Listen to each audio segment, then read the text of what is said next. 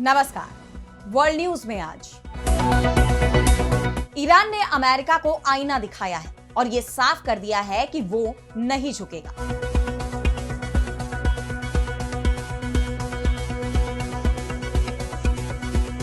Israel के साथ छिड़ी 12 दिन की जंग के बाद से ही ईरान अमेरिका आमने सामने दिखाई दे रहे हैं। पहले से ही यह दावा किया जा रहा है कि अमेरिका ईरान में तख्ता पलट की साजिश रच रहा है और अब ईरान के supreme leader Ayatollah Ali Khamenei ने इसे लेकर बड़ा खुलासा किया है। उन्होंने अमेरिका को साफ चेतावनी दे दी है कि ईरान अमेरिका के आगे नहीं झुकेगा। तो खामेनेई के इस खुलासे और अमेरिका को दी गई इस चेतावनी पर हम करेंगे विस्तार से चर्चा, लेकिन आइए जरा उन खबरों को भी देख लें जिन पर आगे होगी बात। युद्ध विराम की कोशिशों के बीच यूक्रेन का रूस के न्यूक्लियर प्लांट पर बड़ा हमला। पुतिन जेलेंस्की की मुलाकात पर बढ़ा संशय। रूस बोला जेलेंस्की वैध प्रेसिडेंट नहीं। हूती विद्रोहियों पर इजरायल ने किया बड़ा हमला। यमन में राष्ट्रपति आवास के पास कई ठिकानों पर दागी मिसाइलें। इजरायली आर्मी चीफ ने नेतन्याहू को दी नसीहत। अमेरिकी राष्ट्रपति ट्रंप ने तैयार किया युद्ध का नया फ्रंट। ग्रीनलैंड के पास तैनात किए परमाणु कमान विमान। पहले ही कब्जा करने की दे चुके हैं धमकी। और चलते चलते में देखेंगे क्या है आइंस्टीन की 100 साल पुरानी भविष्यवाणी जो साबित हुई सच। इन सभी खबरों पर हम विस्तार से करेंगे बात, लेकिन पहले एक नजर हेडलाइंस पर। सार्क हमारे लिए बेहद अहम। बांग्लादेश सरकार के प्रमुख यूनुस ने पाकिस्तान के रुख का किया समर्थन। भारत की बढ़ेगी टेंशन। भारत पर टैरिफ को लेकर अमेरिका का बयान। उपराष्ट्रपति जेडी वेंस बोले इन कार्रवाइयों से रूस पर डाला गया कड़ा आर्थिक दबाव। राष्ट्रपति ट्रंप ने लगाया है 50% टैरिफ।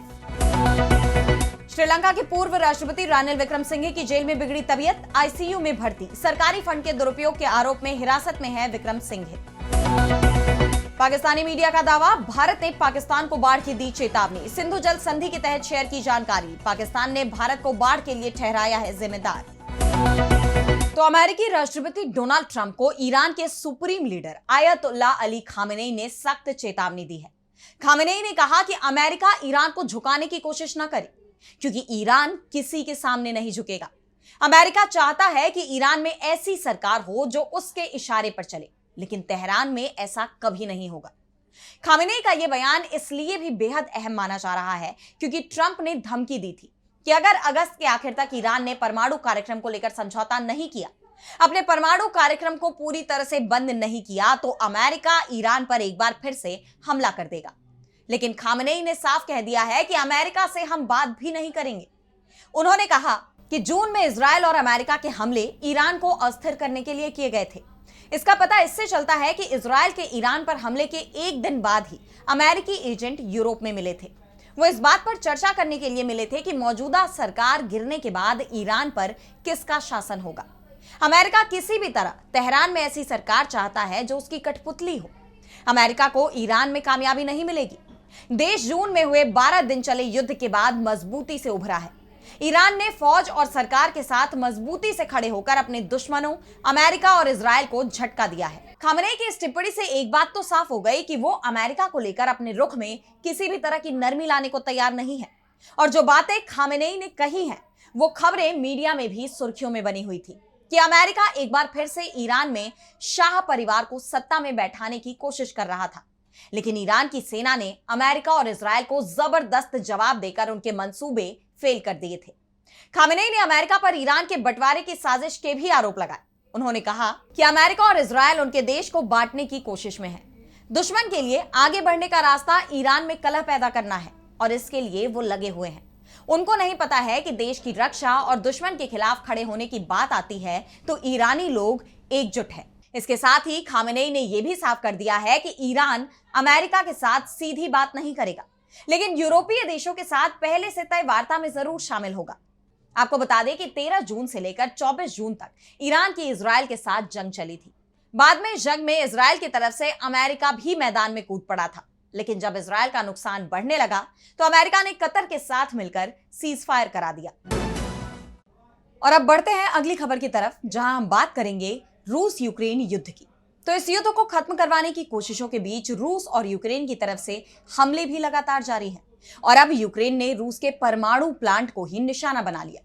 रूसी मीडिया के मुताबिक यूक्रेन ने रूस के सबसे बड़े परमाणु ऊर्जा संयंत्रों में से एक कुर्स्क क्षेत्र के न्यूक्लियर पावर प्लांट पर ड्रोन अटैक किया। रूस ने आरोप लगाया कि इस हमले से उनके न्यूक्लियर प्लांट के प्रमुख उस्त-लुगा फ्यूल एक्सपोर्ट टर्मिनल में आग लग गई, जिससे प्लांट के रिएक्टर की क्षमता में भारी गिरावट आई। हालांकि न्यूक्लियर प्लांट में लगी आग को जल्द ही बुझा लिया गया और कोई घायल नहीं हुआ है। यह घटना तब हुई जब यूक्रेन अपना 34वां स्वतंत्रता दिवस मना रहा था। रूसी अधिकारियों का दावा है कि यूक्रेन की तरफ से रात भर में कई बिजली और एनर्जी प्लांट पर भी हमले हुए। रूसी रक्षा मंत्रालय के मुताबिक 95 से ज्यादा यूक्रेनी ड्रोन नष्ट किए गए। यूक्रेन की तरफ से यह हमला ऐसे वक्त में हुआ है जब अमेरिकी राष्ट्रपति डोनाल्ड ट्रंप ने दोनों देशों के नेताओं को यह चेतावनी दी है कि वो 2 हफ्ते के अंदर आमने सामने की बैठक करें और इस युद्ध को खत्म करने की दिशा में आगे बढ़े। लेकिन रूस यूक्रेन एक दूसरे पर युद्ध विराम टालने के आरोप लगा रहे हैं और अब इस हमले के बाद दोनों देशों में जंग और तेज होने के आसार दिखाई दे रहे हैं। हालांकि इस बीच रूस के विदेश मंत्री सर्गेई लावरोव ने राष्ट्रपति व्लादिमीर पुतिन की यूक्रेन के राष्ट्रपति वोलोदिमीर ज़ेलेंस्की से मुलाकात को लेकर बड़ा बयान दिया है। उन्होंने कहा कि पुतिन यूक्रेनी राष्ट्रपति ज़ेलेंस्की के साथ बात करने को तैयार है, लेकिन किसी बैठक के लिए समझौते पर हस्ताक्षर करने वाले व्यक्ति के अधिकार पर स्पष्टता होना जरूरी है।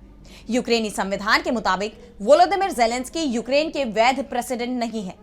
ऐसे में यूक्रेनी पक्ष की ओर से समझौते पर हस्ताक्षर कौन करेगा, ये एक गंभीर सवाल है। इन हालात में पुतिन ज़ेलेंस्की की बैठक मुश्किल नजर आ रही है। और अब अगली खबर में बात करेंगे हूतियों पर इजरायल के बड़े हमले की। तो जिस तरह इजरायली सेना गजा में तबाही मचा रही है, उसे लेकर पूरी दुनिया ही नहीं, खुद इजरायल की जनता में भी आक्रोश दिखाई दे रहा है। गजा के निवासियों के समर्थन में यमन के हूती विद्रोही भी लाल सागर में इजरायली जहाजों को लगातार निशाना बना रहे हैं, जिस पर अब इजरायल ने कड़ा पलटवार भी किया। इजरायल ने हूती हमलों के जवाब में यमन की राजधानी सना में राष्ट्रपति भवन के पास जोरदार हवाई हमले किए। इन हमलों के दौरान सना के कई रिहायशी इलाकों में भी धमाकों की आवाज सुनाई दी। इसे लेकर इजरायली सेना ने कहा कि एयर स्ट्राइक में कई जगहों को निशाना बनाया गया है, जिसमें बिजली संयंत्र और एक गैस स्टेशन शामिल है। ये हमले हूती आतंकियों की तरफ से इजरायल और इसके नागरिकों पर बार बार किए गए हमलों के जवाब में किए गए हैं, जिनमें इजरायल के लोगों के खिलाफ पिछले हफ्ते सतह से सतह पर मार करने वाली मिसाइलें और यूएवी यानी ड्रोन से हमला शामिल था। इजरायली हमलों के बाद हूती स्वास्थ्य मंत्रालय ने भी बयान जारी कर बताया कि इस हमले में 6 लोगों की मौत हो गई, जबकि 86 अन्य लोग घायल हो गए। घायलों को इलाज के लिए अस्पताल में भर्ती कराया गया है। लेकिन हूतियों ने भी ये साफ किया है कि वो गजा के लिए अपना समर्थन नहीं छोड़ने वाले। उन्होंने कहा कि इजरायल को यह जानना चाहिए कि हम अपने गजा के भाइयों को नहीं छोड़ेंगे, चाहे कितना भी बलिदान देना पड़े। सिर्फ हूती ही नहीं, इजरायली सेना भी गजा को लेकर इजरायली पीएम नेतन्याहू के रुख से सहमत नहीं है। इजरायल के chief of defence staff lieutenant general आइक जमीर ने प्रधानमंत्री बेंयामिन नेतन्याहू से अपील की है कि वो हमास के साथ बंधकों की अदला बदली वाली डील को स्वीकार कर ले। इजरायल की जनता भी बंधकों की रिहाई की मांग करते हुए प्रदर्शन कर रही है, लेकिन सवाल यह है कि क्या नेतन्याहू इस दबाव में झुकेंगे। और अब अगली खबर में बात करेंगे ट्रंप के फैसले से आए संकट की। तो अमेरिका के राष्ट्रपति डोनाल्ड ट्रंप ये दावा कर रहे हैं कि उन्होंने 6 महीने में 7 जंग रुकवाई है, जिसमें हिंदुस्तान और पाकिस्तान के बीच हुई जंग भी शामिल है। ट्रंप खुद को शांति का दूत बताते हुए नोबेल शांति पुरस्कार पर भी दावा ठोक रहे हैं, लेकिन इस बीच वो खुद ही जंग लड़ने की तैयारी भी कर रहे हैं।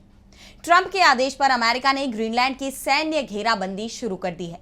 ग्रीनलैंड के पास अमेरिका ने न्यूक्लियर कमांड विमान तैनात कर दिए हैं। अटलांटिक में अमेरिकी न्यूक्लियर कमांड विमान की तैनाती के बाद से दहशत का माहौल बन गया है। ग्रीनलैंड को लेकर ट्रंप के 5 बड़े बयानों पर नजर डालें तो ये बेहद हैरान करने वाले हैं। ट्रंप ने सीधे सीधे चेतावनी देते हुए जो बयान दिए, उनमें ग्रीनलैंड को किसी भी कीमत पर लेकर रहेंगे, हमें अपनी सुरक्षा के लिए ग्रीनलैंड की जरूरत है, इंटरनेशनल सिक्योरिटी के लिए ग्रीनलैंड चाहिए, मुझे लगता है कि हम ग्रीनलैंड को हासिल करके रहेंगे, ग्रीनलैंड को किसी न किसी तरीके से हासिल कर लेंगे, ये सब शामिल है। और अब लग रहा है कि ट्रंप ने अपना ग्रीनलैंड प्लान एक्टिव भी कर दिया है। जो खबरें अब सामने आ रही हैं वो बेहद चिंता बढ़ाने वाली हैं, क्योंकि प्रशांत अटलांटिक सागर में अमेरिका की E-6B मर्करी ने उड़ान भरी है। E-6B मर्करी अमेरिका का न्यूक्लियर कमांड विमान है, जिसके बाद से एटमी युद्ध की संभावना बढ़ गई है। अभी ये साफ नहीं है कि ये तैनाती अमेरिका की ओर से सिर्फ डराने या चेतावनी के लिए, या ईरान की तरह ही अमेरिका यहां भी बड़ा हमला कर सकता है? अमेरिका ने जो बोइंग E-6B मरकरी विमान तैनात किया है, उसके अंदर विमान में मिसाइल कंट्रोल सेंटर को लेकर मिसाइल लॉन्चिंग की भी सुविधा है। यह विमान हवा से ही मिसाइल लॉन्च करने की क्षमता रखता है। अब सवाल ये उठ रहे हैं कि आखिर ट्रंप को ग्रीनलैंड क्यों चाहिए? तो इसके पीछे सबसे बड़ा कारण माना जा रहा है कि ग्रीनलैंड में 25 तरह के क्रिटिकल रॉ मटेरियल मौजूद हैं जो अमेरिका को आर्थिक तौर पर बड़ा फायदा दे सकते हैं। ऐसे में ट्रंप के इस कदम की काफी आलोचना हो रही है। और अब चलते चलते मैं बात करेंगे आइंस्टीन की 100 साल पुरानी सच हुई भविष्यवाणी की। तो 20वीं सदी के महान वैज्ञानिक एल्बर्ट आइंस्टीन के सिद्धांत आज भी प्रयोगों की कसौटी पर खरे उतर रहे हैं। एल्बर्ट आइंस्टीन की थ्योरियों पर आज भी रिसर्च हो रही है। उनकी ऐसी कई भविष्यवाणियां हैं जिन पर आज भी लोग खोज कर रहे हैं, और अब आइंस्टीन की 100 साल पुरानी एक भविष्यवाणी सच हो गई है जिसने सभी को हैरान कर दिया। भारतीय राज्य गुजरात के वडोदरा में रहने वाले एक अमेरिकी एस्ट्रोफिजिसिस्ट इस ब्रह्मांड की शुरुआत, विस्तार और आकाश गंगाओं के बनने की खोज में लगे हुए हैं, और इसमें उनकी मदद चंद्रमा पर लगाए जाने वाले ग्रेविटी वेव डिटेक्टर करेगा, जिसका नाम लीला यानी लेजर इंटरफेरोमीटर लूनर एंटीना करेगा। डॉक्टर करण जानी हैनफोर्ड और लिविंगस्टन में मौजूद laser interferometer gravitational wave observatory की टीम का हिस्सा है, और इसी टीम ने 14 सितंबर 2015 को ग्रेविटेशनल वेव्स को रिकॉर्ड किया था, जिसकी भविष्यवाणी एल्बर्ट आइंस्टीन ने एक सदी पहले यानी 1915 में ही कर दी थी। जानी मानते हैं कि ग्रेविटेशनल वेव्स के एक्सपेरिमेंट के लिए चंद्रमा एक बेहद अच्छी जगह है, क्योंकि यह पृथ्वी के मुकाबले काफी शांत है। डॉक्टर जानी कहते हैं कि हम ये समझने के बहुत करीब हैं कि ब्रह्मांड ने आकाश गंगाओं को क्यों बनाया था। उन्होंने बताया कि ब्लैक होल आकाश गंगाओं के बीच है, और ऐसा मानते हैं कि ये किसी पुरानी चीज के बचे हुए हिस्से हैं। आकाश गंगाएं टकराती हैं तो एक खास गुनगुनाहट पैदा होती है, और इसका 2023 में पता चला है। वो आगे कहते हैं कि हमें अभी भी नहीं पता कि ब्रह्मांड ऐसा क्यों है और इसने आकाश गंगाओं को क्यों बनाया। उन्होंने कहा कि चांद के जरिए हम इसे सुलझाने के बहुत ही करीब आ गए हैं। अब इसके जरिए ब्रह्मांड से जुड़े और भी रहस्यों से पर्दा उठ सकता है। फिलहाल आज इस वर्ल्ड बुलेटिन में इतना ही। देश दुनिया की तमाम बड़ी खबरों के लिए देखते रहिए डीवी लाइव, और मुझे दीजिए इजाजत। नमस्कार।